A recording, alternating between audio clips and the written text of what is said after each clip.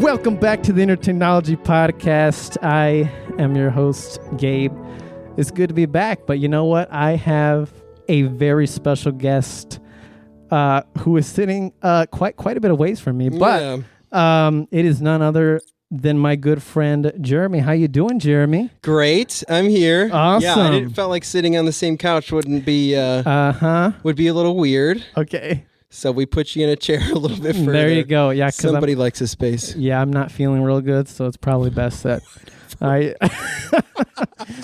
probably best that, whatever. The whole virus thing, Yeah, whatever. Yeah, it's crazy. Yeah. No, crazy. it's me. I need space. Yeah. Yeah, I don't want to be looking straight at you like, Oh, right. Too close. Exactly. That's what I'm saying. Yeah. So I do have to say something because some of you perhaps may kind of maybe like, oh, I remember that voice. Mm-hmm. Well, this is the famous AKA Post Av who is sitting across from me, who has been the intro and outro music. Yeah. He did that, and that is awesome. We took it from his song. We kind of stole it. You did. You didn't kind of steal it. I gave it to you. Yeah, I gave it to us. Yeah. That's pretty awesome. You did steal it from me, though. So. Oh, yeah. Well. No, yeah, that was, that's cool that you guys are using it. That was an honor. Okay. You know what I mean? And so, I don't know. It's cool to hear it, like when I listen to your podcast. So I'm a fan of the podcast as well. So I listen to it and it's like, oh, that's my song. Yeah. It's terrible. Okay. That's not true. It is a fantastic song. Thank you. Yeah, it's an honor. Song. Yeah, I'm humbled. Yes. So, yeah. Well, let's get right into it. So today we have a very special treat. Yes. This is, you told me this, like, it was like, is it the highest ranked movie? It's the highest ranked movie on IMDB, which I was surprised that you had not seen it yet. It was like a decade ago. Yeah, I checked to see if it was. And so it has a whopping 9.3. Wow. Which is the highest rated movie. So that's not a TV show. Because that's another category. So TV shows, there are higher rated TV shows. I think Breaking Bad is the number one highest rated TV show, 9.5, I believe. Okay. But if we're talking about movie-wise, Shawshank Redemption is a whopping 9.3. Wow. And so it's a must-see at that point. Yeah. Yeah. It is. Yep. And you hadn't seen it, which is funny. It's like you have a movie rating podcast thing going on here. You haven't seen the top ones? I have not. Jeez. We're going to have to go through them. I have a long list. Yeah. That I need to watch at least. So. And then on the contrary, so I've rated over 1,000 movies. Oh, wow. 1,030 something, I don't know, movies on IMDb. What a show off. Yeah, I'm just doing that. So, I'm very happy to be rating movies on a podcast because I already do it in real life by myself. So, there you go. Yeah. That's awesome. And so I said, if we do an episode, we have to do the number one rated movie for IMDb, which I think it's different on Rotten Tomatoes. It is different. What's it on Rotten Tomatoes? Did you look it up? I did. I do have it here. What? I was going to save it for the end, but why not just... Why not while we're talking about ratings? Push it out right now, right? Yeah. So maybe can you guess? Shawshank Redemption. No? 90s. 90s? It's in the 90s? Yeah. Oh, it's from the 90s. And it's from the 90s. It's in the 90s and it's from the 90s. Yes. Which is the same word. Yes. It's a 90s movie, which I was around. Wow. So I was around for all of the 90s. Oh my gosh. I know. You were around for none of it. I was not. Yeah. No. Yeah. Shows a bit of an age difference. Exposing me out there. Exposing, yeah. He'd not lived in the 90s, but I lived all of it, I promise. A movie from the 90s. Yeah. You just give it to me. I can't 94. even guess. It came out in 94, Shawshank Redemption. Yes. What? I was actually, I think you didn't understand what I was saying. I was trying to say, I was kind of going with what you were saying, but I think you're trying to guess the year. I thought you were trying to guess the year. No. But I originally was saying the tomato meter, like how, yeah. Gotcha. Yeah, okay. It's the same movie? The Shawshank Redemption. Yeah. It is certified fresh ready, 91%. Really? Is that the highest rating? Oh, it is not the highest rated. Oh, I thought we were trying to guess the highest rating of... No. Okay. No. Oh, my gosh. We're so bad. Okay. Oh, no. Okay. And cut. No. I thought you were trying to say what's the top-rated movie on Rotten Tomatoes. Yeah. I have no idea what that is. Oh, okay. I thought you like had it up already. I was like, which I was surprised by. Oh. I was like, wow, he has the top-rated movie on... I bet you Google can... I'm looking it up right now. Take that. Yeah, now I'm very curious now. Tomatoes, and if it's a movie you haven't seen, we're gonna have to watch it. Oh yeah. Well, it's got to be. There's got to be a few out there that are 100. Oh yeah. I have a feeling. The 100% Club. Yes. Wow. You can have a 100%. Yes, I think one of them is a James Bond movie. Leave No Trace. Never heard of that one. No. Toy Story 2. Oh. Man on Wire. Actually, that was a documentary. Oh, isn't it? Isn't that the documentary one? Not the remake of I can't remember the actor's name right now. So that's the actual documentary. That one was a good documentary. Mind the Gap, really? Nothing against Mind the Gap. I just was surprised by it. There's actually a lot on here. Wow. Toy Story, regular Toy Story. There you go. No Bears. I've never heard of that one. Oh my gosh. Came out last year. Oh, that's a 99%. Seven Samurai, which I haven't seen. We should probably actually do one on that one because that one actually is pretty good. Okay. From what I hear. There we go. Anywho, yeah, Terminator. All right. Oh, Terminator. There's a lot of 100%s on here, which I'm actually surprised by. Mm-hmm. Because I feel like with IMDb, nothing is a 10. You know what I mean? Okay. But with Rotten Tomatoes, some things can be 100%. You know what I mean? Yeah. Which to me, I will say I don't really get the rating. I'm more of an IMDb guy than I am a Rotten Tomato guy, but I use both. I use both too. Right, yeah. You shouldn't be a one or the other. Exactly. You know what I mean? Exactly. That's why on the podcast we always say both. So. Yeah, I always say both. But I tend to go off of IMDb more than I do the others. Awesome. Okay. Anywho, Shawshank Redemption, what we're here for. Yes. A little bit of a tangent there. A little bit of a tangent. That's what we're going to do. Okay, we got plenty of time. Don't worry. Yeah, absolutely. Yes. So, I'm just going to say it. First time watching this movie, I'm blown away. Yes.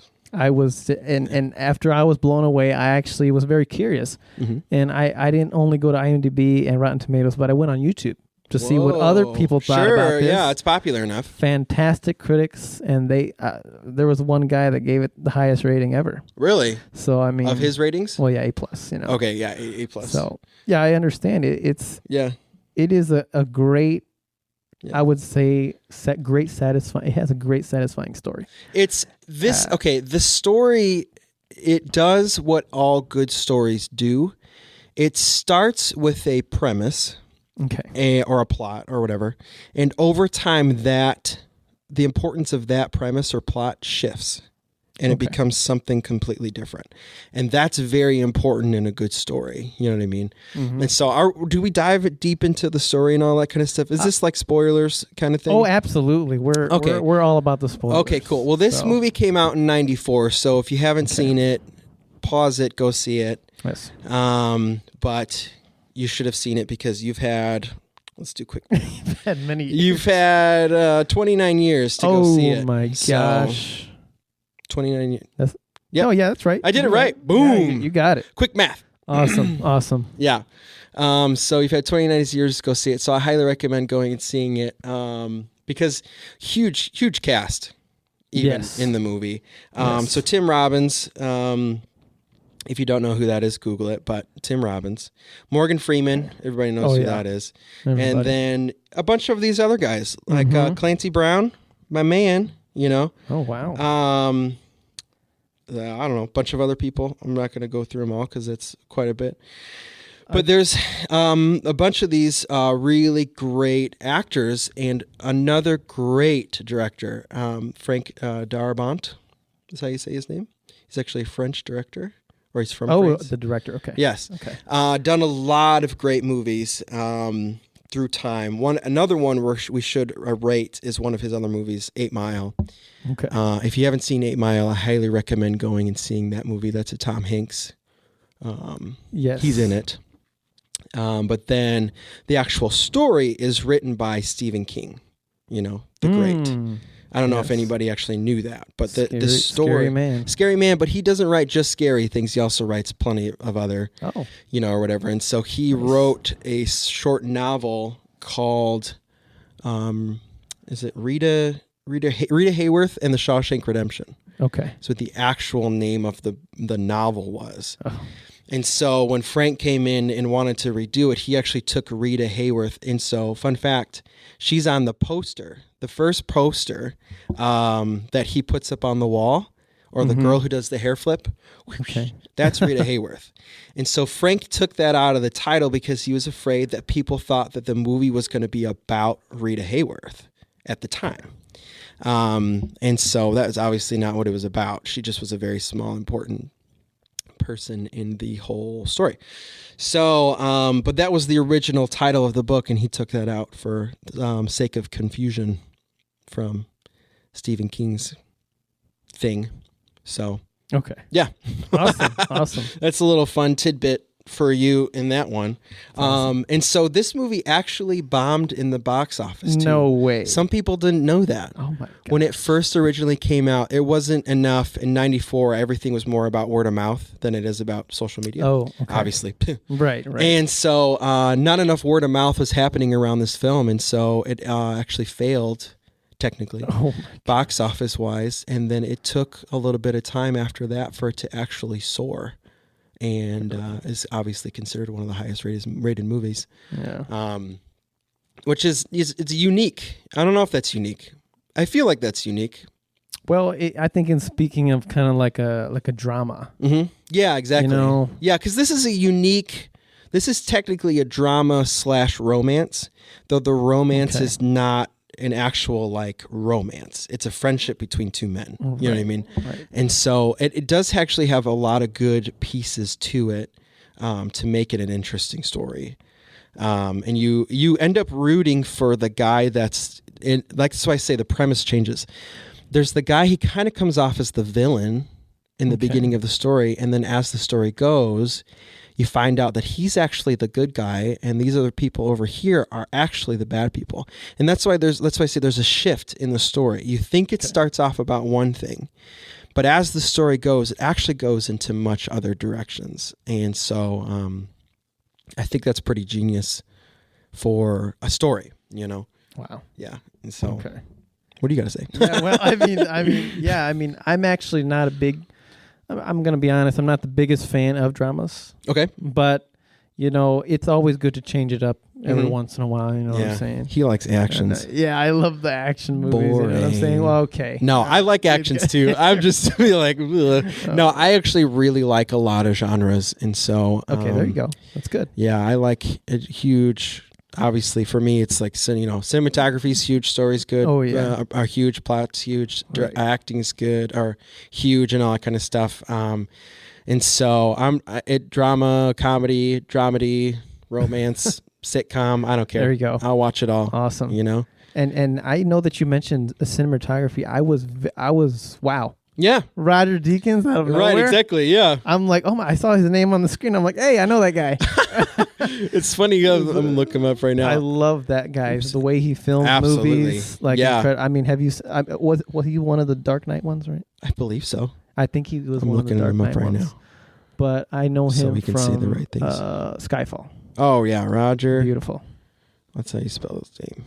And Deakins, there he is. He did Blade Runner 2049. Blade Runner, yep. Yes. He did another one of those. I'm looking them all up right now. He did 1917. Yes, he did 1917. Yeah, that was so. Did we say that in the beginning or no?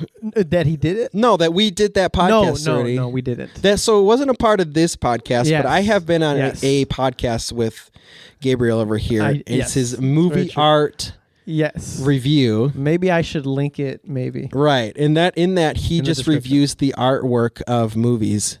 Yes. Oh my gosh, he already knew.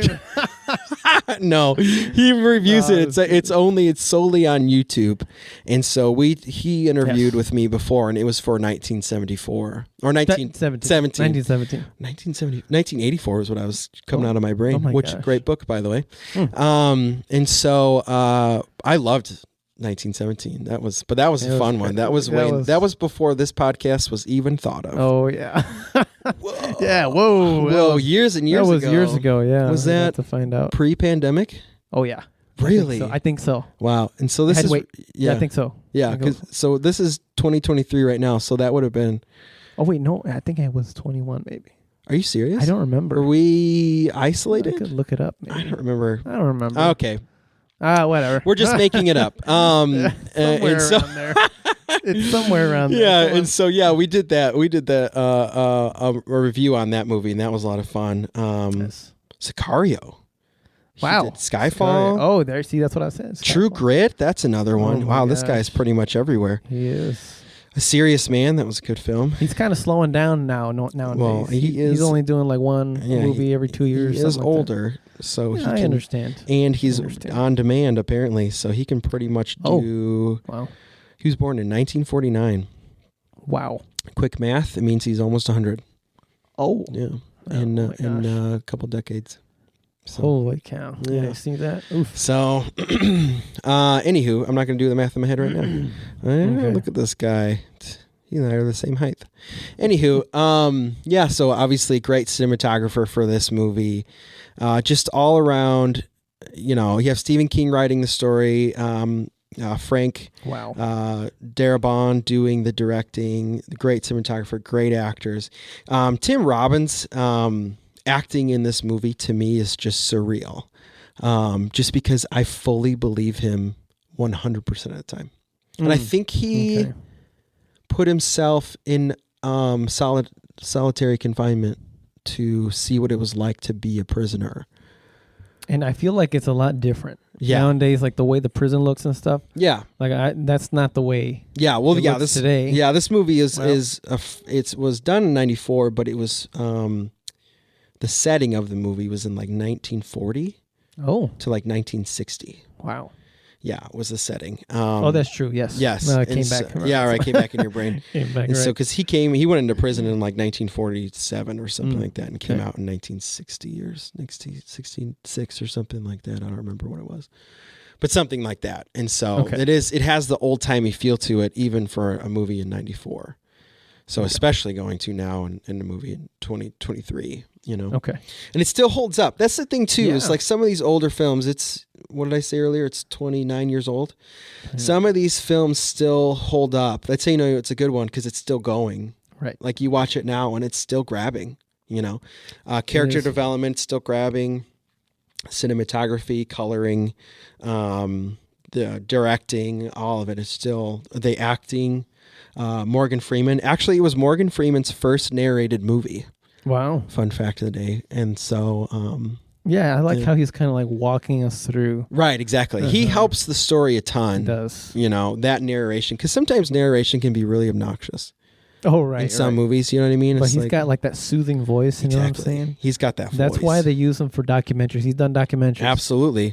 So and I'm trying to think. He's done some books on tape. No, that's not the right word. Audiobooks. Oh, audiobooks. He's done some audiobooks as well too, and of course done a great job with those as well. He's just got that voice. But technically, his start was in this movie. Oh yes. So it just, everyone has a beginning. Exactly. You got to start somewhere, Exactly. And so he such an iconic actor though. Absolutely. I bet you there are people who are fans of Morgan Freeman. Yeah. And they probably just go to movies just to, if he's in it, I'm watching it. You know what I'm saying? There's always those actors out there. Right, exactly. And it's like, the people, I'm trying to think of, I don't know, maybe I'll Google it. I was trying to think of, in that time, what's the movie that made him famous? I'm not going to look it up. The Dark Knight. The Dark Knight. No. He was just in that movie. Great movie. Yeah. You've already reviewed that one, so we won't do it again. But let's do The Dark Knight. No. So The Dark Knight Rises is open. Yeah, it is. Go.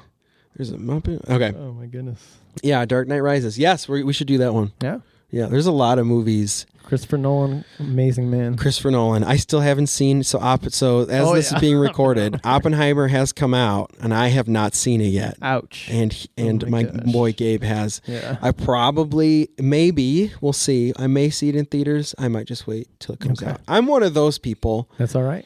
I am hurting. I'm the kind of person that hurts the theater industry. And I don't do it on purpose. I just would prefer to watch it by myself. Oh, just the way I tend to like my own space and my own just comfort. Rent out the whole theater. I should. I have, what kind of money I have. Exactly. You know what I mean? From making music and it being on podcasts. Right. I had to book them actually. Yeah. Yeah. Yep. You did. Very famous. Talk to my agent. Yep. I had to talk to my financial advisor too. Yes. Who is you? All right. You're my agent, and then I'm your financial advisor. There we go.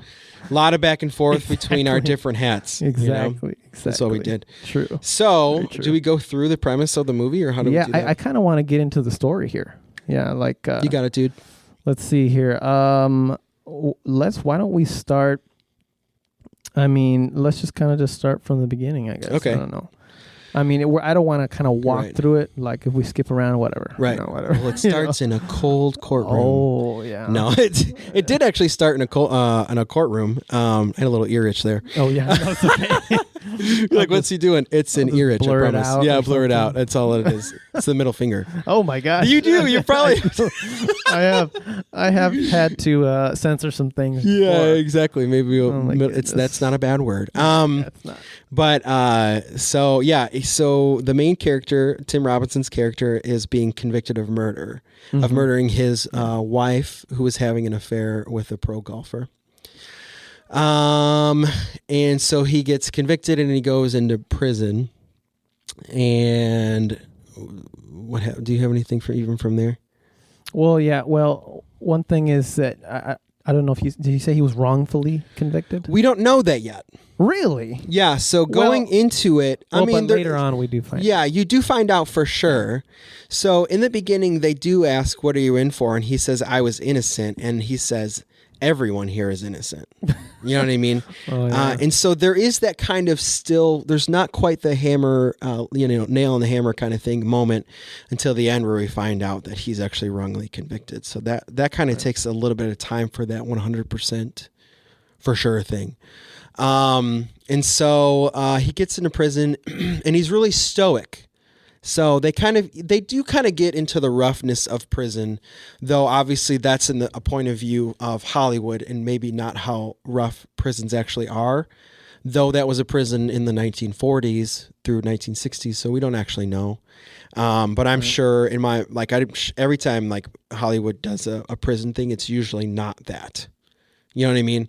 It's usually like Hollywoodizing prison, Okay.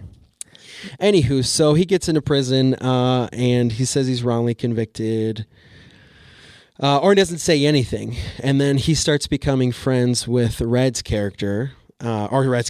Freeman's character, Red, and because he wants to get some things. Right. So like some, what is it called?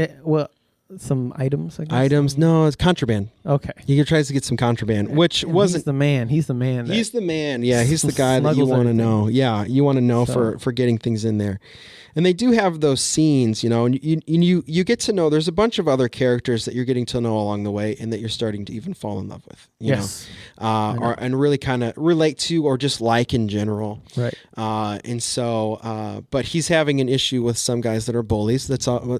Should we go? That's how deep it is? Yeah. Yeah. Well, we'll just say that they're bullies. Yeah. Yeah. I mean, they're more than that. Okay. Take you for what it is. Well, our audience will be able to. But listen, I think, how do you say this? Like, this, I feel like this happens in prison. Exactly. This happens in prison. This is real life here. Come on now. Exactly. And it's a very light version of what I'm sure actually happens in prison. And you know what? Honestly, when it comes to anything, this happened just to be a movie, based in a prison. Yeah. But when it really comes to anything, I really enjoy movies that take us into certain places and areas. And for example, this is a prison, and it shows us what goes on. Right. It might not be exactly what goes on, but you get an idea. Right. You know what I'm saying? Exactly. And so I appreciate movies that are right. Like that. And they didn't really hold back in some of that.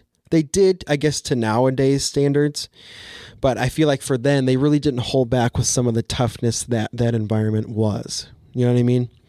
And so I do think that it was very, just kind of tough, I guess, environment. Okay. Even, they're not trying to make prison look like fun, like The Office. Prison Mike. For whomever has seen The Office, you have not. I've seen some episodes for sure. Oh boy, absolutely. Well, you'll have to go through because I think I finished the first season 2. You finished season 2? Yeah. You need to keep going. So now I have an idea at least. Yeah, you should keep going. Yeah, I know. A lot of people tell me about that. Yeah, I've probably watched it. I don't mean to point myself as much of a millennial as I am right now, but I've probably watched it maybe 10 times through. Oh, wow. And it's okay. I wish I could be like, yeah, I'm joking. No, I really have watched it a lot through. I'm the kind of guy who goes back through. There you go. That genre of television, The Office, Parks and Rec, 30 Rock, like those kind of, like I'm that millennial that, and everybody knows. Everybody has a friend like that, you know what I mean? Who just friends, you know what I mean? Like all of those ones that you just kind of keep going back through, because they're great shows, and so I've watched it through a lot. Anywho, so they're in prison. Right. I brought us back. There you go. Yeah, that's good. What a professional. We're professionals. Like you've done this before, exactly. Like I know how to talk in front of people. Oh my gosh. And so they're in prison. Yes. He needs some contraband, but it's in a sense where you don't think much of it, because the thing that he gets first is a not a pickaxe, but a rock hammer. Is that what they call that? Yes. It's kind of like a really small pickaxe. What was the first thing you thought about this? Like, how long has it been since you first watched this movie? So I watched this movie back in 2000, like early 2000s. Okay. Was the first time that I saw this movie. I was a teenager at the time. Okay. So it wouldn't have made sense to me in 94. I would have been too young. Okay. But I watched it when I was older, and I loved this movie first time through it, because I thought, like I said before, the premise shifts. You know what I mean? And so I like that whole thing. It's funny because it's the movie Superbad. You know what I'm talking about? The movie Superbad? The movie Superbad. Okay. That movie, though it seems stupid or whatever, is actually very clever in the sense that it also does the same thing. You go into the movie thinking that it's this one premise, and it completely shifts, and it makes it a good movie because it's not the same thing. You know what I mean?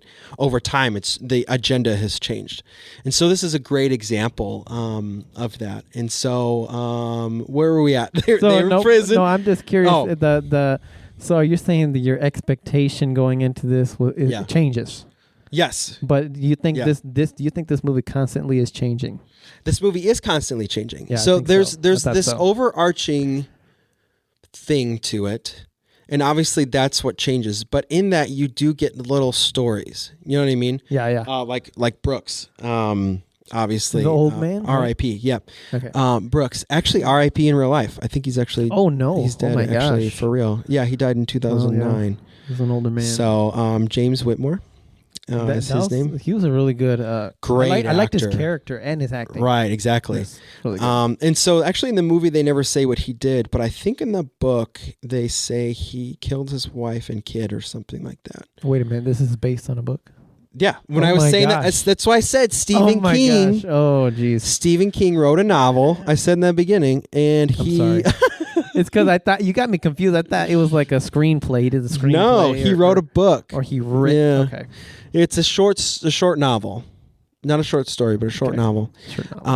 It was called Rita Hayworth and the Shawshank Redemption, and Rita Hayworth was the girl that did the hair flip in the movie. Yes. Okay. Which is kind of an important scene, kind of not really, just because of the fact that he gets paper up and going, paper on his walls. Posters on his walls. Okay. Yes. And so for a very specific reason. Yes, which comes much later in the movie. Oh yeah. And so that was what it was originally called, and that's when I said that they took Rita Hayworth's name out of the movie because Frank was afraid that people were going to think that it was a documentary about Rita Hayworth. Oh, okay. And it was not. Mostly had nothing to do with her. So, fun tidbit. Take that to Jeopardy. There we go. Okay, so we are plot-wise, we're at the prison. Right. They've become friends. Yes. So I mean, yeah, their relationship grows over time. Right. And I think even the Morgan Freeman's character, he's like, I mean, he didn't think much of him at first. No, that was what he was saying. He kind of thought he was a little wimpy coming into it. He even bets against him coming to the prison. He thought he was going to be the first one to crack, and then he ended up being the one that was the most quiet. Mm-hmm. So, and then the pictures of Morgan Freeman as a young man on the thing that, so Morgan Freeman, he keeps trying to get out of, or they have where they keep rejecting him from getting out of prison. Right. The young photos of Morgan Freeman was actually his son. Oh, wow. Yeah. Fun fact of the day. They look very similar. So that was it was very deliberate. Very believable. Very believable. And he actually had a line in the movie. Morgan Freeman's son, yeah. Oh, wow. He was one of the people who was like trying to get them to break. They were like hooting and hollering. He says like fishy, fishy, fishy or something like that. That was actually Morgan Freeman's son. Oh my goodness. Doing some of that. Wow. Fun fact. That's great. Very involved. Yes. These people. So and a man dies from that whole thing, which obviously, so it's just supposed to be a joke, and then all of a sudden it gets serious. And that movie doesn't quite. Man? What is the name? Guy he's old man. That fat man. Oh, the fat man. And he comes in and he's the first person who breaks. Yes. And so he ends up getting beat real bad, and he actually ends up dying, succumbing to his wounds. Oh my gosh. For being one of the first people to be scared. Oof. And so something that was supposed to be a joke turns very sour very quickly. And so there's a few times where that happens in this film, where it seems like something's kind of a little bit more light, and then takes kind of a harder turn. Yes. And so I would say that's kind of right off the bat. That's one of the first kind of sign that the movie was even doing that. And so there's a few other, but if I remember to say them later, I'll say them later. I would say it subverts your expectations. Exactly. You know what I mean? And there's a few, so like, we'll get into it. He was making friends with all of these people. He makes his friends with this guy, Brooks. Brooks is able to leave at some point, and he tries to get out in the real world, and he does not have a successful time with it, and actually hangs himself. Yes. And so that was very intentional in the film, I think, because later on there are nuances to the main character almost hanging himself too. But that's not what that is. You know what I mean? That was so good. It's so much later. They're trying to give you. Frank is directing your mind in some directions, or even Stephen King. I don't really know who thought of that. Give credit where credit's due. Where you're thinking, because of the things that have happened in the future or in the past, the future is going to replicate itself. Yes. Where that actually is not what happened. You know what I mean? And so they kind of spoon feed you in a sense to make you think, again, the premise of the movie shifts. You know what I mean? And that was they were trying to convince you that the main character was going to do something horrible to himself, but instead he actually did something great. Yes. And one thing about that, I actually kind of like when, the director is kind of shifting, your expectations. He kind of reminds me of Rian Johnson, who does the same thing. Right, exactly. Like Rian Johnson. If you've seen Looper, or if you've seen The Last Jedi, you know exactly. Right, exactly. What I'm talking about. That's what. Seriously, it's such a big thing. Even something for like a stupid comedy like Superbad. That's a really big thing to do. It's a very smart thing to do. It's why movies like Shutter Island are such good good movies, is because they shift your idea of what's happening. There you go. There you go. But Shutter Island was like, here's this twist, here's this twist, here's this. You know what I mean? One after the other, and you're like, some can be a little right, like Inception. And you're like, okay. Settle down a little bit, Okay. No, I think Inception's twist actually was pretty straightforward. Amazing. Yeah, that was a twist. I don't know if it's a twist. It's a hang, I guess. I don't know what they call it. A hook? Are you talking about the spinner at the end? Yeah, at the very end of the movie. Okay. That's really more of a, like, they're kind of leaving it open, Yeah, I believe it fell. You believe it fell? I believe so, yeah. But. Yeah, I think if I were to debate it, I think I could debate that it fell more than I would that it didn't. Yeah. You know what I mean? Before it cuts, it goes off. Yeah, right. I don't exactly. know if you right. saw that. Yeah, right. Yeah. Yeah. Christopher Nolan, my man. Wait another day, but right. Wait another day. Oh my god! But they're coming out with Inception 2. Oh no, they're not. No. I lied. You were like, no way. That's messed up. Yeah, that's messed up. There's the door right there. That's it. Okay, bye. So we'll get somebody else in here. I'll call somebody quick for you. So yeah, there's things that kind of misdirect you in the thinking of this movie, and so that was for me a good way of kind of misdirecting you, but also at the same time making the movie personable. Mm-hmm. And so you do feel bad for, like, the guy that they had play Brooks, James Whitmore. This movie plays with your emotions. Absolutely. It really does. It's 2.5 hours long of emotional play. I can't believe I didn't feel that. Right. Again, so this guy, I don't care about the speed of a movie or the time of a movie. I do. Well, some of my favorite movies are the Lord of the Rings extended versions, and those are like 4 hours long. Oh, love Lord. it. I can't This believe guy, I can't believe that guy. This guy cares about that. I couldn't. I do. Less, you know what I mean? And so yeah, it's 2.5 hours. I think around 2.5 hours of just really good story. Especially for it being 29 years old. You know? And so what goes on from there? Well, just to add on to that, like the it's awesome how not only this movie, but I know a lot of other movies that stand the test of time. You know what I'm saying? Oh yeah. Like, you know, you can look at, I feel like you could even look back at this movie in 10 years. Yeah. And still enjoy it just the same. Absolutely. Yeah. You know what I'm it's saying? very timeless because obviously Stephen King is a very good writer, whether or not you do like horrors, but I think he's done more than just horrors. He's a very good writer. And so I think if you're watching a movie with such a good writer, and then with Frank as well too as your director, Frank Dumont as your director, I think you just have gold. You know, and whoever did the casting for this movie, I don't know who did that. Very smart, very good choices. Tim Robinson in their role, Morgan Freeman in those roles. Like with James Whitmore in that role, he's just this very lovable old man.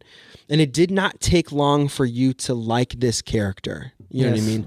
Of Brooks. And you were rooting, like Breaking Bad, I said this earlier, you're rooting for the bad guy. Mm-hmm. in these films. Well, now who is the bad guy? The main character, is that what you're Well, yes, that's in the beginning of the story. It's just like Breaking Bad. In the beginning of the story, this guy is kind of seen as evil. He's doing this thing that he shouldn't be doing, but you end up rooting for him because you get why. You know what I mean? Yeah. And then, of course, obviously, over time, you find out that Tim Robinson's character is innocent. But that's not till much later in the film. Right. You kind of feel him working towards that anyway. Yes. You know. So yeah. Besides the lovable character, I'm trying to think of things that are. And so then there's this Rita Hayworth. He tries to keep getting contraband for his films. And then he gets favor with the warden and the main guard. That's a pretty big part of the movie. So, and he does that. The movie keeps throwing stuff at you, I'm telling you. Right. Like, I mean, you wouldn't even, think that they could develop such a relationship like that. Right, exactly. With the warden? With the warden. Gosh. And so the reason why, their main character is... So unreal. Tim Robinson's character is a banker in real life. Mm-hmm. And so how he gets them to favor him is by offering to do stuff for them, financially speaking. And at first, it's actually kind of good stuff. But then over time, it becomes evil. Oh, yeah. You know what I mean? And it becomes a bad thing. And not for the main character, for a person that was supposed to be a good character. Again, another plot change. Who was that? The warden. No, the warden, yes. And the main guard. It feels like the warden kind of was like going back and forth. Right, exactly. And so when the warden starts, this is kind of key too. When the warden starts, he's this really holy biblical person. Yes. And then over time, he becomes kind of swindled by money, accumulation of money. Okay. And so he kind of falls to his own vices, which is obviously part of it. But in the beginning, he's actually a very nice guy to the main character. And so I think that that's important, that you see, again, somebody who kind of comes off pretty well changes in the film. Right. And so he gets favor with the guard when they're on top of the roof, and they're sealing it. They're sealing the roof. And that's when he's like hanging off he's like halfway off the ledge or whatever. Oh yeah, I was actually I thought it was like, oh, it's over. It's over. The main character's done. Die. Oh my god. Right. It's kind of like Pay It Forward, which you've not seen, so I know you don't get the reference. For our audience people, Pay It Forward. Let me write that down. Yeah, that one I can't even say. I can't even say because that gives it all away. Yeah, the main character dies in the middle or something. Yeah, or something. Yeah, like that. And I gave it away. No. Go watch that one. Pay It Forward's a good one as well too. Actually, that is what's his face? Who's the main character? He was a great actor, but I can't remember his name right now. And so now I'm going to be thinking about. Oh my gosh, look it up. Kevin Spacey. Oh, okay. Kevin Spacey. Okay. That's who that was. And the kid from AI and Sixth Sense, who's an adult now, so he's not a kid. Oh wow. Anymore. Okay. Was the other person in that movie? But anywho, what was I getting at? You thought he was going to die on the roof. Yeah, there we go. There we go. And so then that happens, and then he gets favor not only with the guards, but he also gets favor, and the warden, he gets favor with his people.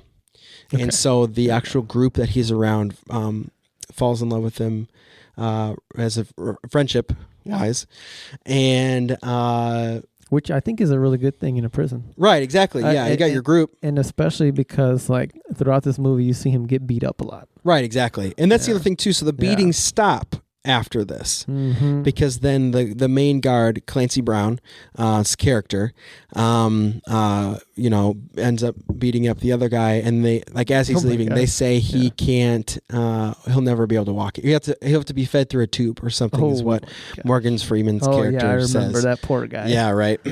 But I feel like then as a movie viewer, perhaps maybe you kind of feel like justice was served. Right, exactly. Yeah, right. That's the point. So there was a character like in the beginning who was clearly the bad guy, and then justice is served. Yes. And usually, like with the movie, justice is served at the very end, where again, like we were saying earlier, there are so many different plots within the main overarching plot, and that's resolved. The thing with Brooks is resolved. He's trying to get the books for the library. And he keeps writing a letter over and over again. And then there's this sub-story of him trying to get these books for the library and expanding the library. And it's working, and then he breaks the rules by doing the record player. He has to have a week in solidarity. Oh, yeah, solitary confinement. Solitary confinement for a week. And then, so there's that small story that's happening in the overarching, you know what I mean? Oh, wow. Theme of it all. Yeah. So then he gets the bookstore going. That was actually really nice. I'm glad that. It is what it is, prisoners. But it's good that they can have something to do, I guess. Right. Exactly. Well, this guy clearly is the guy. He's a very nice guy. He keeps writing letters over and over again until the Senate, gives him basically free education. Yeah. And free records and all that kind of stuff. And so there's that as well. And there's the film is very, in a sense, just very poetic. You know what I mean? It kind of comes off with a, like in a sense, you're kind of like reading a poem. Just the way it's seen. You know what I mean? With everything the way it's put together, that's kind of the feel, the emotion that's evoked. Is that there's a complexity to it and there's a depth to it. Okay. Like poetry can be sometimes, Nice. Anywho, I digress. Wow. No, but you're completely right, though. It does feel, talk about a story. Right, I feel like they, out of all things, it looks good, but they really, really hammered down on the story here. Yes. And it moves. Exactly. It moves the whole time. And you're rooting for things that sometimes, and then you're rooting for other things, at other times. And so, I don't know. I just, I'm trying to think of what was kind of coming after. Oh, then that's when the plot turns. That's when the premise of the movie changes. So we find out there's a guy that comes. What? Again, yeah. So there's this guy, there's a kid that comes in, who's much younger, and he, is kind of, he becomes friends with the main character. The main character, he's teaching him how to read and all that stuff so he can be educated. Okay. And then he finds out, the main character's story, finds out he's talked to the guy who's actually did the murdering, the original murdering of the wife and the affair. Yeah. And so then he tries to, the main character goes to the warden, tries to say, look, I was wrongfully convicted. And that's when you see the warden shift. He's now the villain. And instead of helping him get out, he wants to keep him because of the financial gain that he's getting from Tim Robinson's character. And at that point, we're also learning that the money that's going on is actually being laundered. And so he's getting a lot of money because it's going in and out through different ways illegally. Through the growing of, like, say, for instance, the books and all that kind of stuff. And so instead of helping him get justice, he then, the warden actually kills that kid so that he can't say and he can keep the guy. And then he puts Tim Robinson in prison or in confinement for a month. Yes. 2 months. So, were you expecting that? I know this. I feel like this movie definitely does a lot of changes, but which is good. No, it's not. Yeah, it's you not can too keep much. up. Yeah, you can keep up. Yeah, but were you expecting that guy to just die, get shot? No. So when I first watched it, no, actually, because of the way that it was kind of going about, I actually thought it was like, because at the time I still thought the warden was a good guy. And so I actually thought that that was what was going to happen was this. We were going to work to see Tim Robinson's character get out. And all of a sudden he just gets shot. It was just like Brooks. You love this character and then he dies. And because they talk about him having a wife and kids and trying to get an education, he worked towards getting his GED or something like that. Yeah. And some sort of test, and he passed like hours before they shot him. Yeah. And so all this work that Tim Robinson's character has put into this guy and loving on this guy and creating him to be a better guy, and then he gets shot. It's the like mini character development, just all this stuff going on. Right. Like, wow. Exactly. And that's this crazy. Movie is an hour and a half. And this character was probably in the movie for, let's guess, 15, 20 minutes or something like that. A little bitty time. And you like him. Exactly. Same thing with James Whitmore's character, Brooks. We need to tell some writers and directors out there to take notes here. Exactly. I mean, there are films out there where the whole movie, right, and the person dies at the end, and you don't care about them. Exactly. You're like, oh, I don't care. I don't care that person died. I didn't cry. Exactly. There was, I can't remember. I just watched a movie where that happened. But yet, at the end of this film, you almost cry. Exactly. You know what I'm saying? Yeah, exactly. And that's because it has, not only is it a drama, because there's a lot of different dramas plus something, but it's a romance, a friendship romance, which is also extremely relatable. And I never heard of that before. A friendship romance? Yeah, but now I see it. Right, exactly. And so you end up rooting for these two friends to be friends forever, you know? Yeah. And that's very important, because that's what people...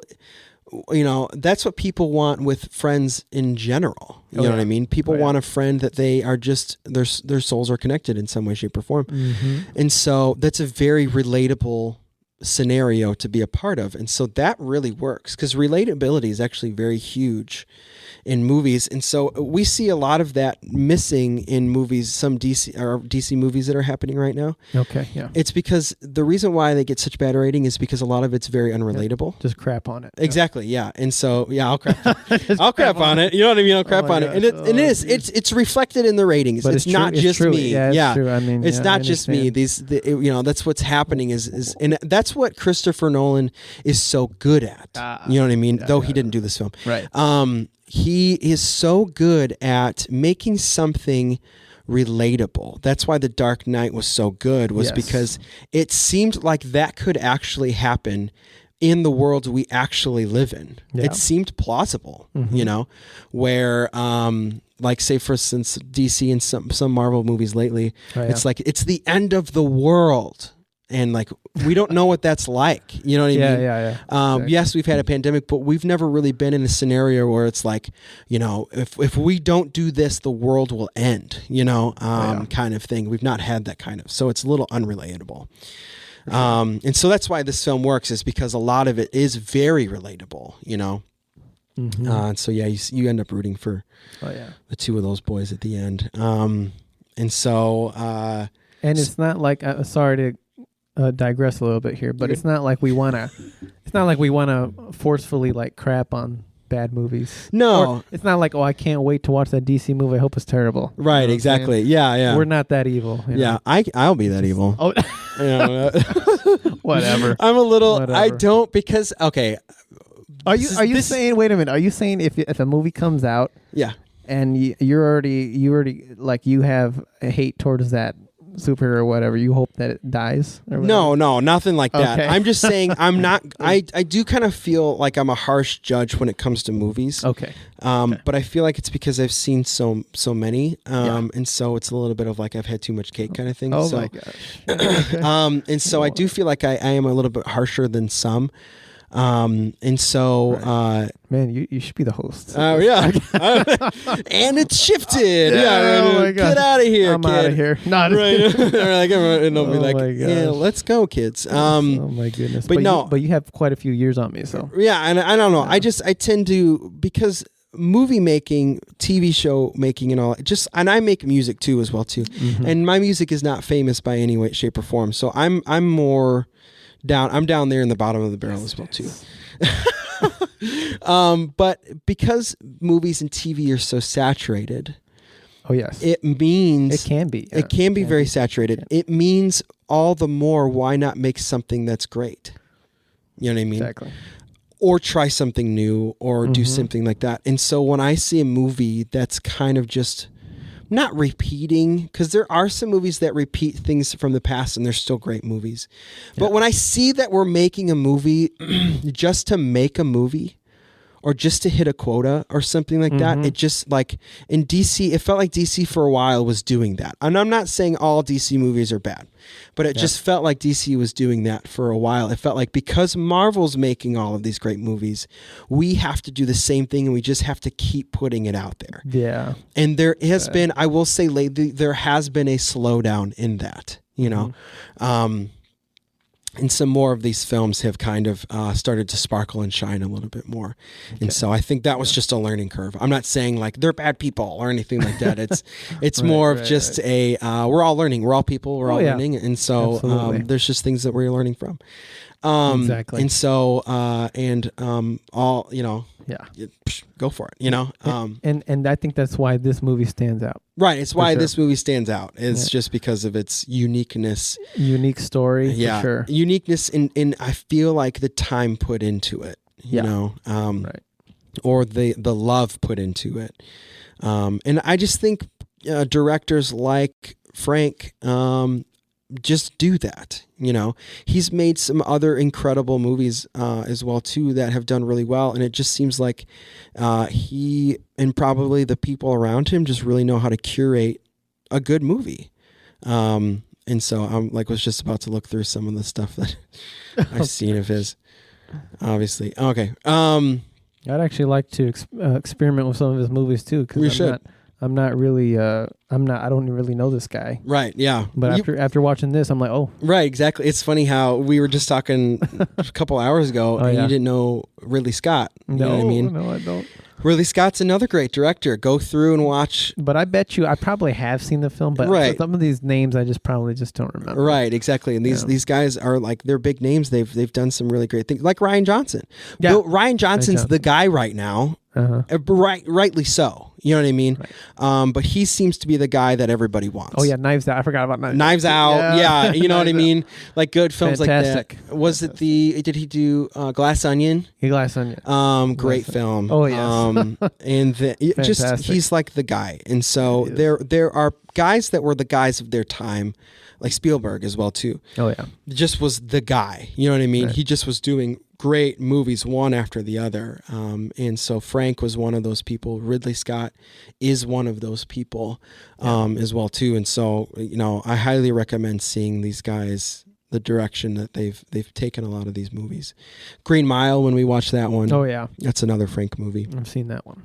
I think there we go. That's the one I've seen. Okay, you've seen Green Mile? I have seen. Yes, with Tom Hanks. Yes, with Tom Hanks. We just talked about it a second ago, and you said no. No, because you said 8th Mile. Oh, 8 Mile? I think you said 8 Mile. Oh, okay. That's why I probably did. Yeah, 8 Mile's also a good film. Okay, there we go. Yeah, Eminem. Yeah, yeah, that was a good one. Okay. I got confused. That's a real movie, 8 Mile? 8 Mile, yeah. Oh, okay. Which is probably why I said, if I did say it, that's probably why I said it. Was because it actually is a real film. Because 8 Mile and Green Mile, you know. A Green Mile. So Green Mile was the prison one. Yes, I think so. Yeah, and so it's been years. Watch it again. I will definitely watch it again. Because Brittany Murphy was in 8 Mile. No way. Oh. She is no longer with us. Don't know that. Oh, yep. Okay. And so that's sad. That is sad. Yeah. I'm trying to see what rating I put on it. A 7 out of 10. That's what I gave 8 Mile. Okay. So I thought it was good. That was good. Eminem in a movie. Who wouldn't? Wow. What's better than that? Slim Shady. The Slim Shady. Wow. Was in a movie. Are you joking with me? No, I'm not joking. You've not seen 8 Mile? I have not. Oh my Lord. Oh my goodness. Put it on my long list. Came out in 2002, which is when you were born. Oh wow. And whatever. So ladies hit me up. No. I'm just kidding. I'm just kidding. I'm just kidding. For real though, hit him up. He's very single.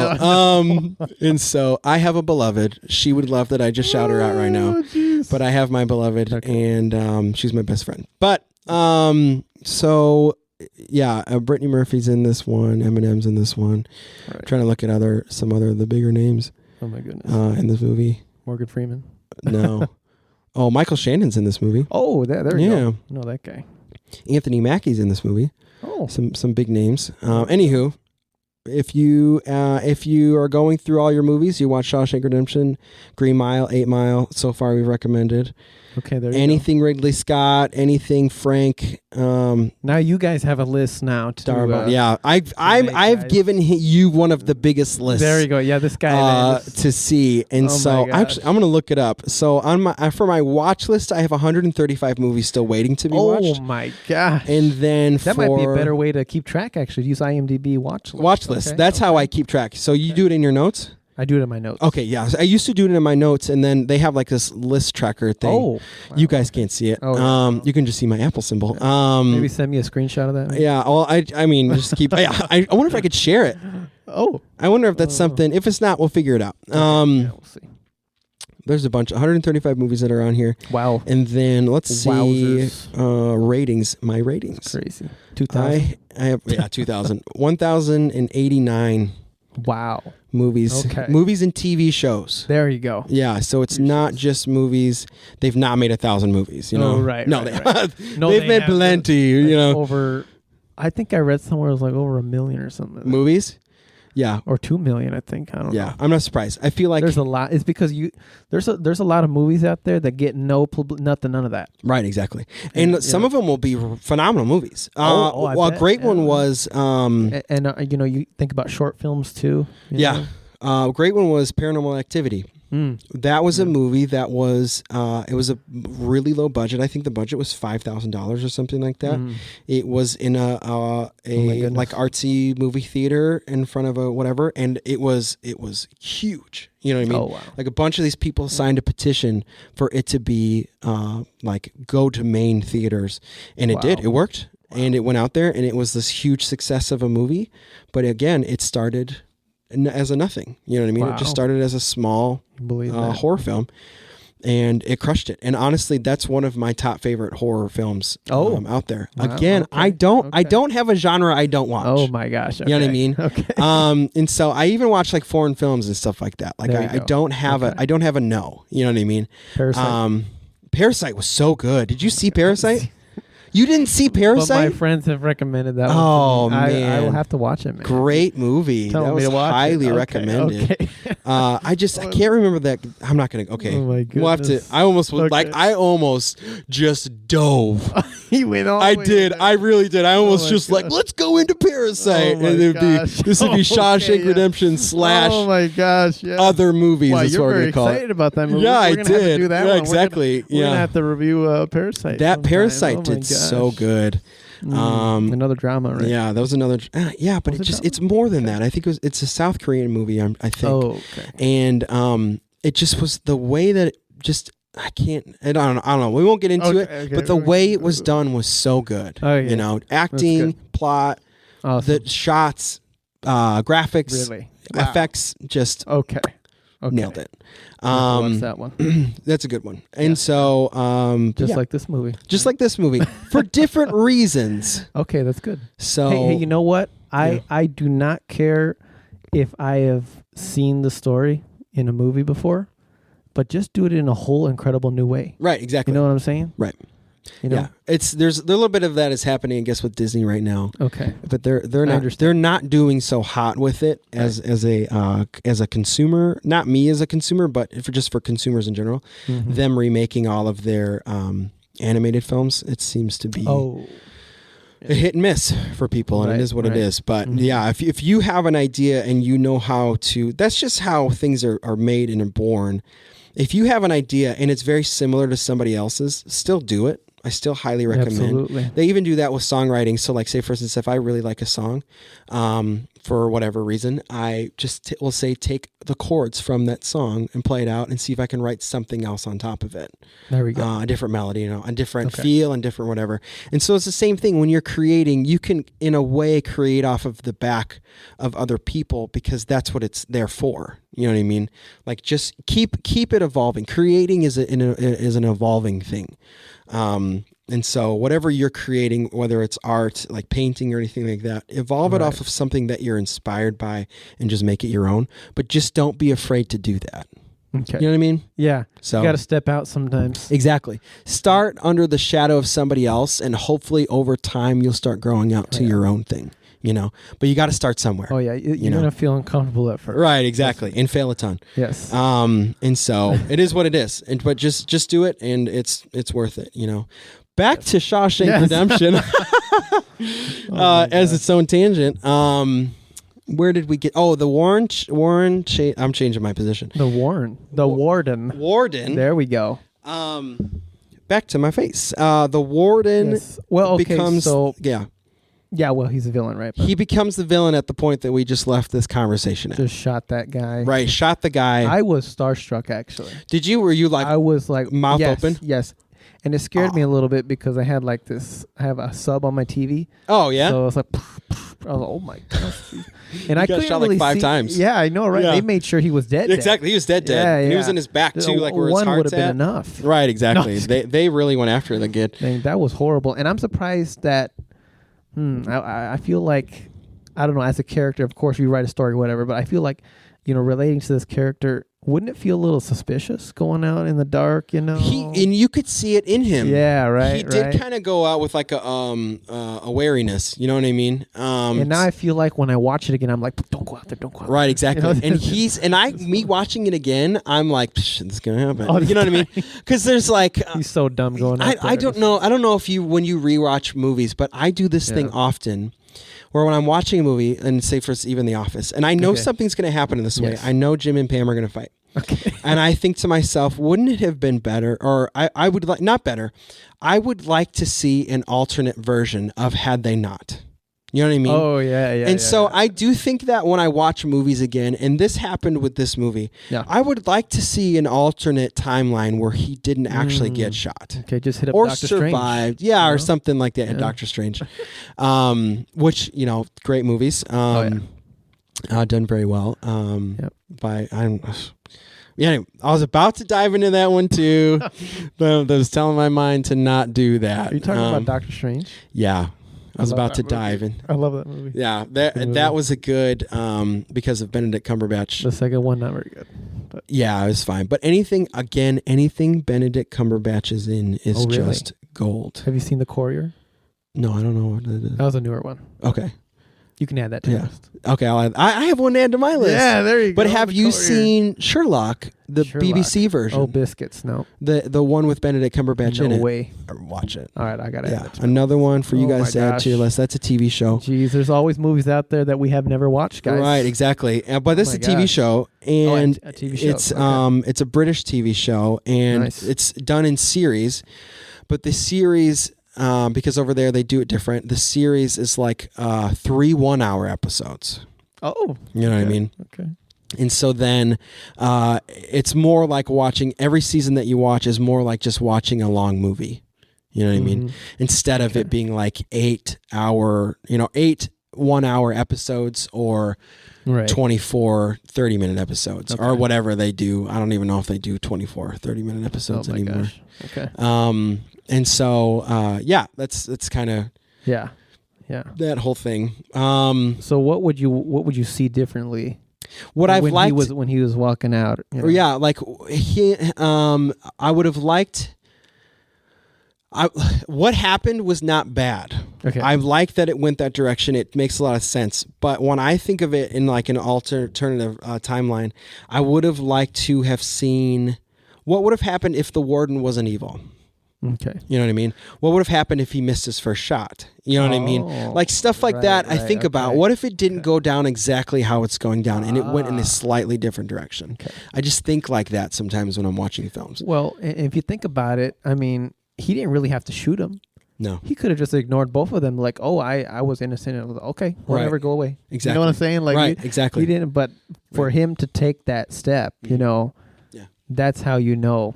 Right, he's pretty corrupt, but that's the thing. Yeah. There's you see it, and that's again another very relatable thing, where that happens to people. They get so greedy or whatever that they have to keep the facade going to save their money or to save their addiction or whatever, and they go over and above something that they would normally never do. Okay, you know what I mean? That's that happened with the warden. He was originally an fine guy. I mean, he was pretty into discipline and all that kind of stuff. But like, I can't think of the guy who does Ramsey. Dave Ramsey says, money just makes you more of what you already are, as a quote of his. Mm-hmm. And so we see that happen with the warden. You know what I mean? Money made him more corrupt because he was already probably originally corrupt, but we didn't know that. And so then he does something like that, and obviously that's illegal. Right. And so then he puts our main character in solitary confinement for a month. After the month, he tells him, I shot your friend. Or somebody tells him that he passes the GED. A guard tells him he passes the GED. Then after that month, I shot your friend.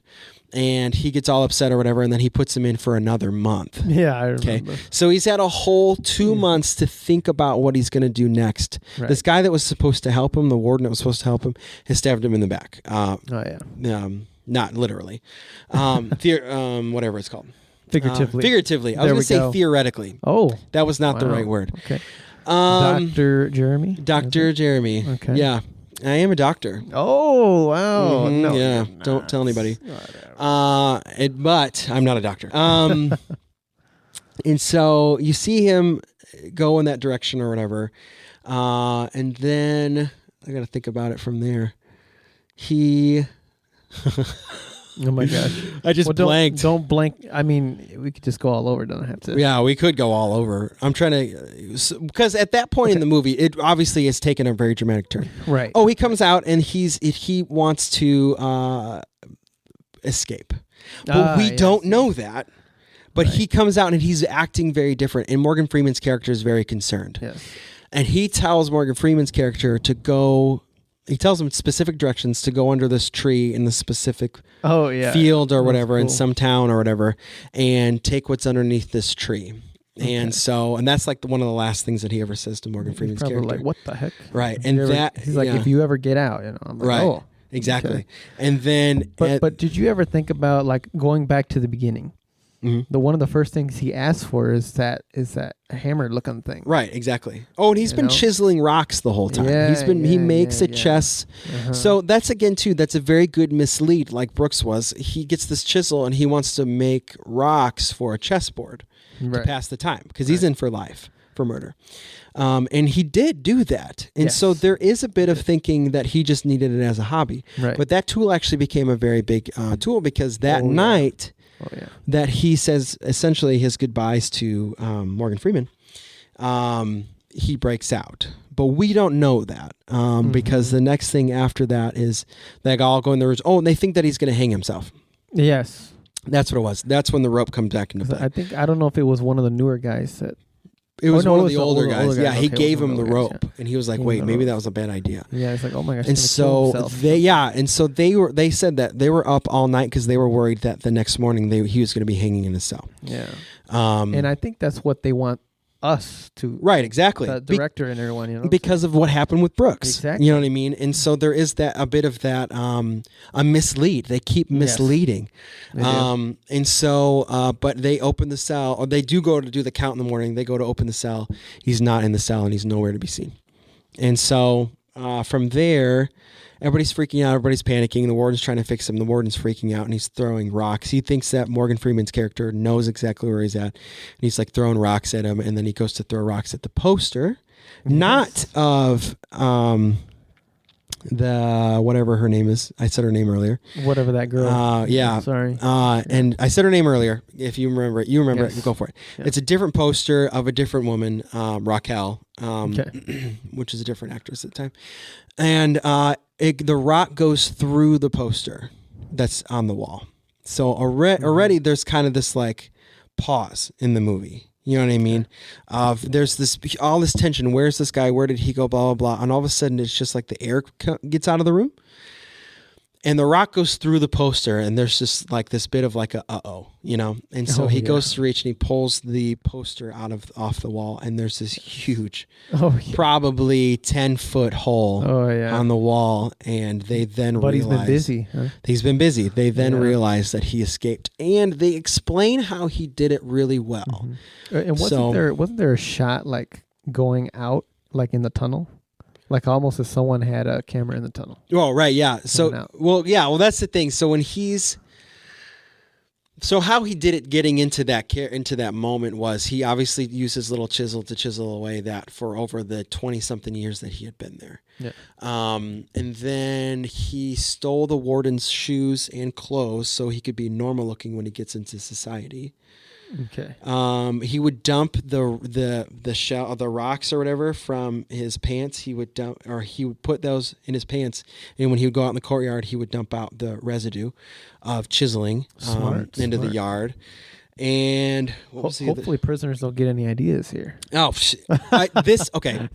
No way. You know what I mean? There's honestly at this point is where I do have a little bit of a problem. Oh no. Because there are some things that need to be Hollywoodized, and that's fine because we got to move the story. Okay. And that's fine. But this is where I get a little bit of Hollywoodized. That, to me, isn't completely crazy.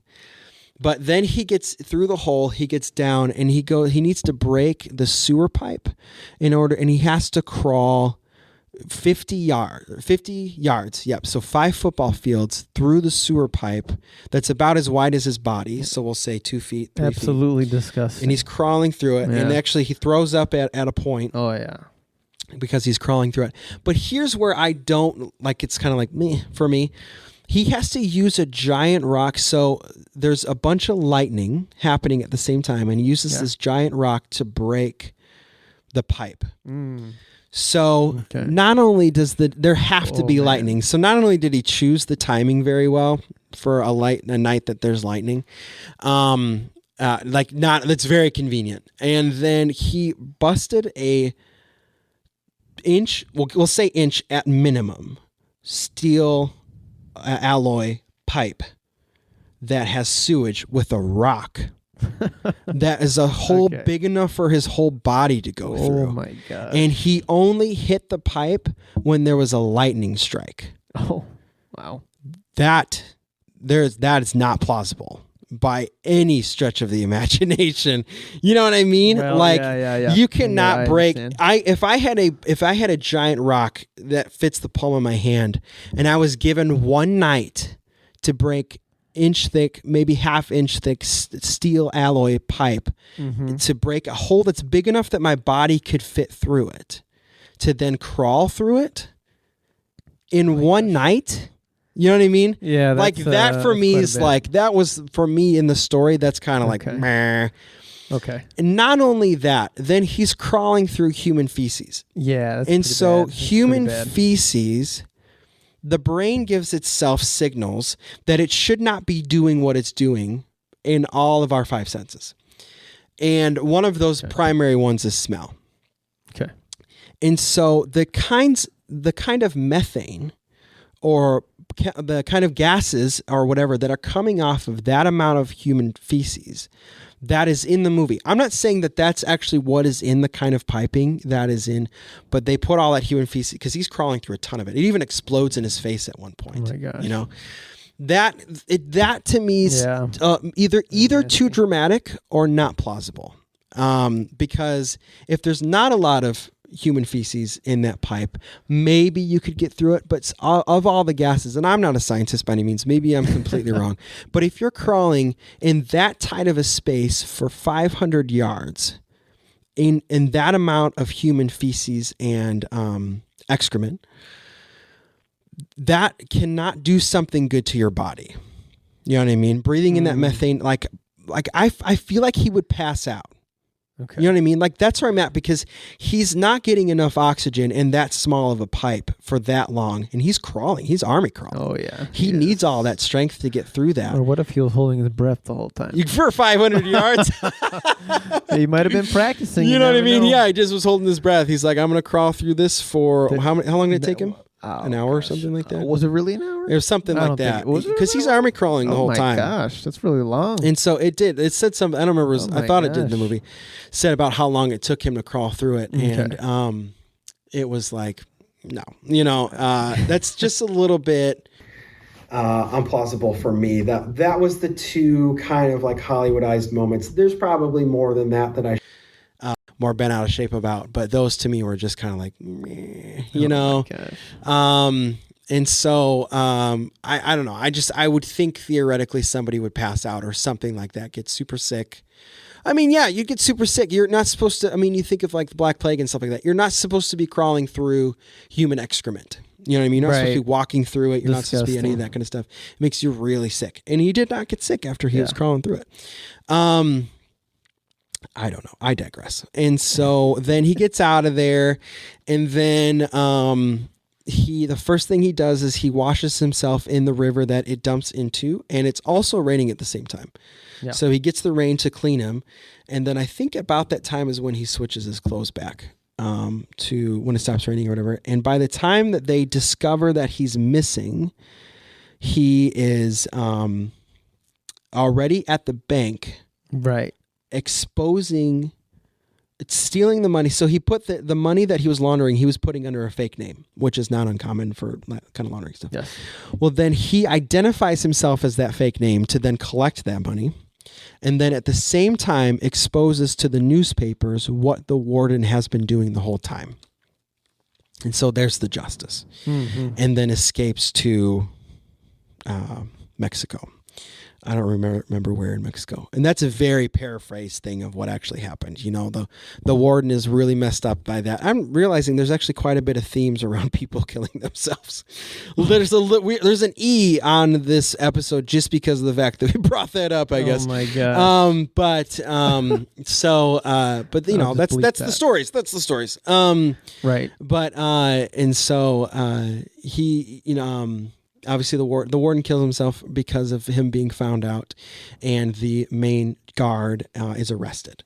Over that time, justice is served. Justice is served because that's the plot comes to a conclusion, but it does not wrap up because we've taken so many different turns. Right. And so that premise is resolved in that situation, but you still have the romance has not been resolved. Right. And so eventually over time, Morgan Freeman's character is released in a very good dialogue where when he was trying to leave, he was very prim and proper and nice.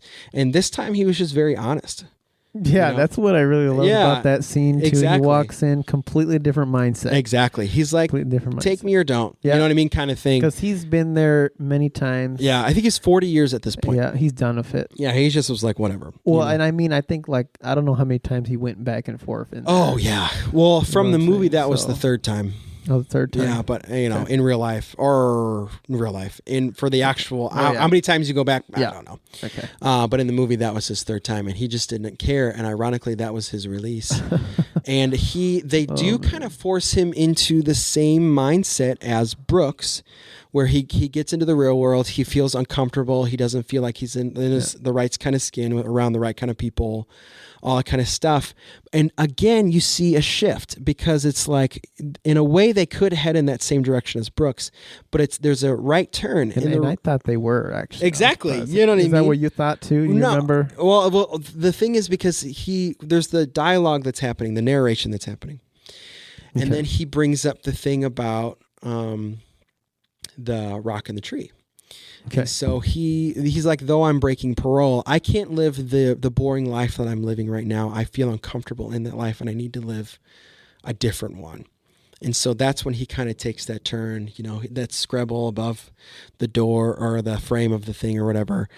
He adds to it and all kind of stuff. And he leaves. He gets his ticket he gets a taxi or something. And he goes to the thing. Which is a no-no because he's on parole. He's on parole, which I was thinking is funny because when that scene, I was like, wouldn't he have an ankle bracelet? And then I remembered it's 1960. Oh, yeah. So I wonder, in 1960, how did they do parole? Did you just call in on a payphone or somebody come check on you or whatever? They just didn't. I don't know. But yeah, he breaks parole and he goes to that tree, and in the tree and under the rocks he finds cash in a note, and basically the note is like from Tim Robinson's character. I hope that you find this, blah blah blah, and I hope that you're here, and I hope that we're able to meet up, and here's a bunch of cash for him to be able to come out there.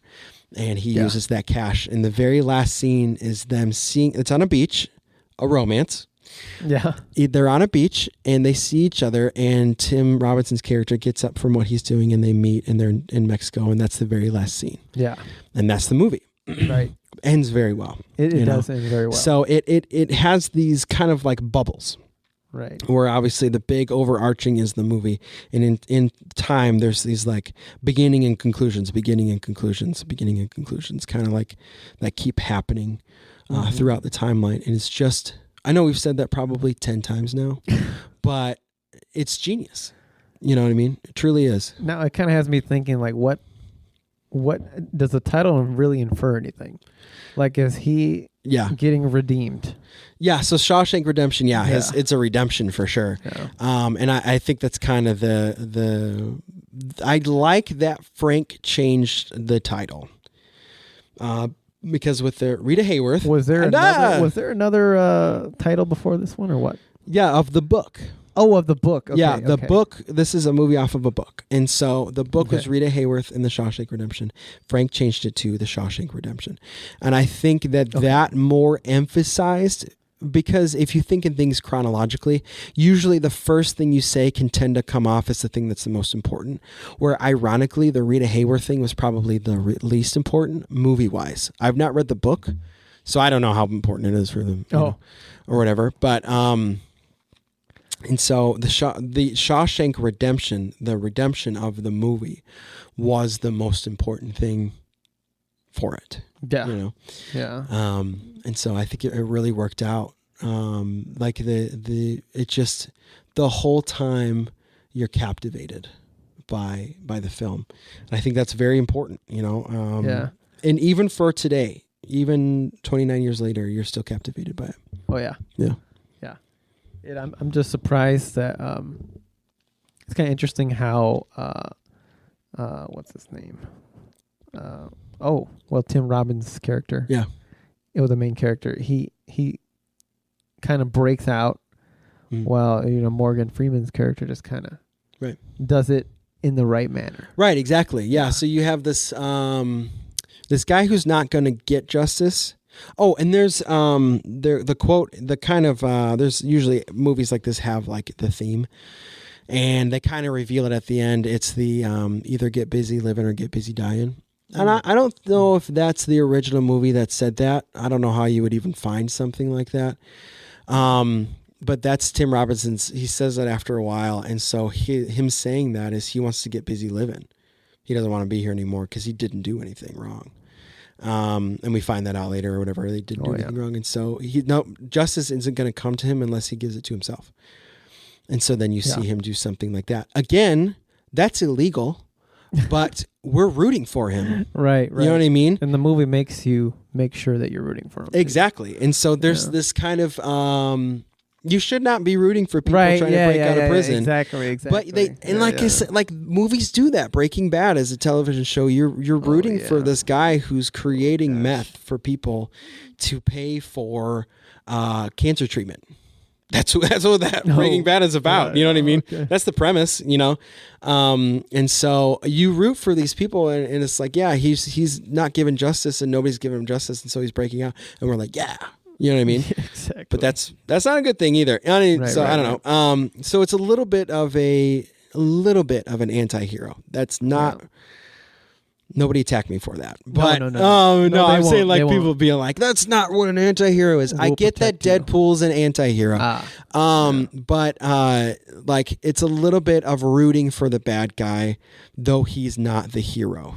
You know what I mean? Yeah. I don't know if this film really has a hero kind of thing. You just have the guy that you're rooting for. I feel like even then, like I feel like he wouldn't even have gotten out if he didn't break out. Right, exactly. That's exactly. Would there ever be a chance for him to go back to court and fight, the sentence? Well, because the testimony that mattered was the guy that they killed. Yes. Well, did anyone else know? It was just testimony. I don't know, and I don't even know if he got the name of the original guy, but right. The main piece of the puzzle that needed to survive did not. Mm-hmm. Which is a huge issue. And so I think he just took matters into his own hands. And then you have Morgan Freeman's character who does go by everything, and he actually is released early because he was in for life as well too. Right. And he even said that he did what he did. He was like, I'm one of the few that actually did what I did in here. Oh my gosh. And so but he was released. So I think life, and I don't know about the time. This might be all completely wrong, and I apologize. Right into no. I think life is 65 years. I think that's a life term, and so he got out in 40. I don't know how detailed that is in the story. Are we talking about Tim Robbins? No, character? I'm talking about Morgan Freeman's character because he gets out early on good behavior. Life. And so he was sentenced to life, but I think a life sentence is 65 years currently. But I don't know about in the 19. I'm not going to look it up. I'm not. I thought it would just be like 65 years. I thought it would be just forever. No. Okay. Life has an end. Oh, a life sentence has an end, and so that's why, like, you'll see. I'm the one that should know this. Right, right. That's true. You're supposed to know this. He went to school for this. Yeah. But I think that's why you see people getting like 2 life sentences.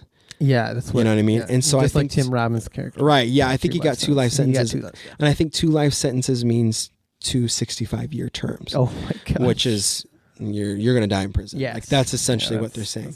And so I think it's life has a right an actual term to it. Because I feel like you wouldn't be able to do much when you're 90 years old anyway. Right. Exactly. It's kind of the point. You're a little more. chilled out. You know what I mean? Right, yeah. Life has a whole different meaning at 90 than it does at 20. You know, youth is wasted on the young. You know, and so whole different perspective. Oh yeah. And so there's a bit of that where he kind of has to take it into his own hands, or else he's not going to leave. And then Morgan Freeman does the right thing, and still though breaks his parole. And you should be ashamed of him. You should be ashamed, but you're rooting for it. You're right. You're right. You know what I mean? He gets out of prison, and he's been honest, and he lives this boring life, and you want to see him be a friend. You know, have his friend. You know, and honestly. Now that I think about it, like I wouldn't mind a shot in the end of the movie of just him getting on the bus and then and it never actually completes. Yeah. Because then you can kind of develop in your own mind. Right. There is what happened exactly. There is a. I do like like Inception. I do like when there's a time for it. That was a hiccup. There's a time for it, where an incomplete end makes a lot of sense. Like it's a good ending. Okay. Yeah. But there are times where movies will do that, and it's just like, that was stupid. You know what I mean? That was a pointless ending. I'm trying to think of one that I saw recently that had that ending, and it was good. I like that it ended that way. It's like, I think the end of the movie, it's the two main characters are going to try to get and meet together. Oh, there was a movie I watched recently where that was stupid. Oh no! And it's the movie. Okay, it was I'm gonna look it up. Oh boy! I'm sorry. I'm about to dog on a bad movie right now. Oh my gosh! I off the top of my head, I will tell you the Way Back. Terrible ending. Way Back. Yeah. Yep. Yeah, it was a basketball movie. Oh, Way Back. Yeah. Oh yeah. I forgot. Have you seen that one? I've not seen that one. Okay. 25th Hour is what I'm thinking of. Okay. So 25th Hour. It has a decent rating. I told you about this. I think so. I was talking about it in the green room. The movie is. I was surprised by how bad it was because of how good the names were in the movie. Okay. But the actors will not save a movie. Let me just tell you that. That's exactly it. And also the director won't save a movie. Right. Okay. They can help. Except for Christopher Nolan. But I think, so this is the thing. And Quentin Tarantino is the same way.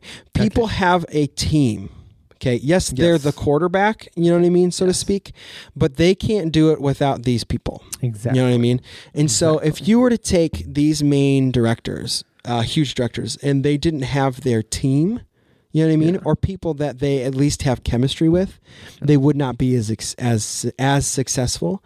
And a great example, I guess, is like a quarterback. You know, a quarterback, though they do a lot of that like work,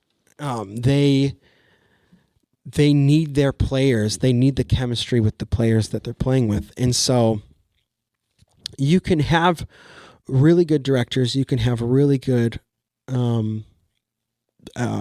actors and stuff. But if the plot is thin, the plot is thin. You know what I mean? Yeah. Like that's kind of, you have to embellish a little bit more and go in some of those directions. And honestly, a great example of that is Wes Anderson films. Another director that you need to see. I know I can see it on your face. You've never seen a Wes Anderson film. Nope. Doesn't ring a bell. Wes Anderson is very good at taking a very simple plot and just exploding it into something that's awesome. Oh, wow. And so, and with character development and with all that kind of stuff. And so, but 25th Hour, man, I watched that movie, and it's about the last 24 hours before a guy goes into prison. And by the end of the movie, you don't know. And I mean, it has huge names in it. Really? By the end of the movie, wow! I truly thought to myself, I don't care. So it has a non-finished ending, where either the guy's going to go into prison or not, and his dad is driving him to prison, or we don't know. He could be driving him to prison, or he could be driving him to escape. We don't know, and it ends in that kind of thing. I honestly thought to myself, I don't care. You know what I mean? I really don't care if he goes to prison. I don't care if he goes to Mexico. I don't care if he goes to Canada. You know what I mean? Like it's like one of those sort of things. I just don't care. That was, you know what I mean? And so it just and the reason why I think that movie didn't work was because it was so thin. And we're not going to do a review about that because I was just starting to. But it just was a very thin plot, and I don't feel like there was much to work with. Okay. Ironically, though, a lot of people thought that movie was very good. Oh. Okay. But I think if you watch it, maybe in the time, it was post 9/11. And so it was very kind of sentimental towards it. And I think maybe that's the reason why people liked it so much. But if you watch it in today's eye, it just, good luck. Oh my gosh. Okay. So yeah, it just didn't stand the test of time. Probably. Did not stand the test of time. There we go. Man, and Neverending Story. I watched Neverending Story a couple years ago, and I loved it as a kid. Did not stand the test of time. Oh Oofda. My gosh. That was just, it's sentimental and leave it there, you know? I feel like some people would say the same thing about like the Goonies or something. Actually, Goonies is good. Oh, maybe. I liked the Goonies still now. Labyrinth was a good one with David Bowie. Still a good movie from back in that time, 80s, I believe, was that one. 80s as well as the Goonies. There's a bunch of these other movies that just kind of have, and some were just really good timing. Have you seen Free Willy? Free Willy, but I have not watched it as an adult. Oh, you haven't watched it as an adult? No. Okay. But I just had, was there one I was just thinking of, one that popped in my head that didn't stand the test of time. As it got older. Oh man, and I missed it. But you said Free Willy. Free Willy, though, that was an okay film. You know, I liked it. I think that was. I actually grew up with that one, so yeah, I think maybe the nostalgia has a tight grab on me. Yeah, which it very well could. Which is good. Nostalgia is a good thing, you know. Yeah. And so that's what it's for. Entertain. Like I was talking about this earlier, but entertainment is to. In my opinion, entertainment is to escape reality. Okay. Yeah. And so nostalgia is a good escape from reality, you know, because reality, you could be bombarded with reality at all times. You just need a break. There you go. And so that's what entertainment is for. Yeah. And so if you reach for something nostalgic, like for me, The Office or Parks and Rec or whatever, there you go. It's great, you know. Okay. And so I think that's a very good thing to do. In life, or rewatching Shawshank Redemption. Oh yeah, there you go. I think I will. With family. You should actually rewatch it because I watched it by myself. You know? Oh, you did? Yeah. So it's got a bunch of the words you don't like though. Oh yeah. It's all right. I don't mind it at all. It's all right. Okay. Yeah. It's okay. It's a really good movie. It was a good one. Well, if you guys have watched us or heard us this far, I hope that you've already watched the movie, but. Yeah, right. Right. If not, we spoiled it all for you. But I mean, how long is this episode? We talked for a long time. Very long time. Is it an hour and a half? Yeah. Whoa. Wow. Whoopsie. Wow. Well, I mean, this is your first time on, so no problem. Man. Right, exactly. You know? This is probably going to happen a lot. Right. If I'm on this show more, it's a little bit of a word vomit. That's okay. Hey, you know what? That's why, I feel like that's what podcasts should be, right? Right, exactly. Talking. Right. Because what do we just stand there just like, Yeah, real boring. We're not talking or anything. Right. Just standing there looking at the camera. Just staring at the camera into the eyes of thousands of viewers. Right. I just winked at you guys. Oh my gosh. Dang. Flirty. Look at that. Oh my gosh. Yeah. Oh my Lord. Well, I feel like we have to throw up a rating before we head on out of here. I mean, is there anything else that you'd like to add real quick? Or I mean, is that... Oh boy. About the is film. That pretty good. Yeah. One thing. Oh my gosh. What the heck? Well, one thing I just want to add real quick before we end is that I saw that, like, I don't know, I could be wrong, but I swear it was the building. Uh-huh. There was a YouTube video where I saw a YouTube video where they actually went into the building where it was filmed and stuff. Yeah. And they actually used the interior of the building. That was an original prison? It was an original really? Building. I don't know if it was an original prison, but it was an original building that they used abandoned. I'm guessing, to film this. Yeah, I think right now it's like a museum. You can go and get tours there. Well, now that the movies come out, but before the movie came out, I guess it could be kind of like, what is it? Doesn't Nolan buy? He bought the airplane and he it's like to do his effects, or even the hotel. The hospital in Dark Knight. He bought and paid for that building to be built to blow it up. Just the man. Wow. What a guy. Well, and I think the actual pressing of the button when he goes to slam the button for the Joker and turns around and it's not working. I think that was because something real. something actually went wrong. Yeah. talk about doing it on the fly. What do you call that? Absolutely. Doing it on the fly. That's what we're going to call that. All right. There's a way. Improvisation. There we go. Improvisation. There we go. Thank you. Yeah, Appreciate truly that. though. Really I mean, is. that's when you're acting, improvisation's huge. Whether it's a comedy, drama, any of that kind of stuff, you kind of have to roll with what it is because the human aspect of films is very needed. It is. And so if things kind of go off a little bit, you can still actually get some gold from it. And that happens in anything with art, you know.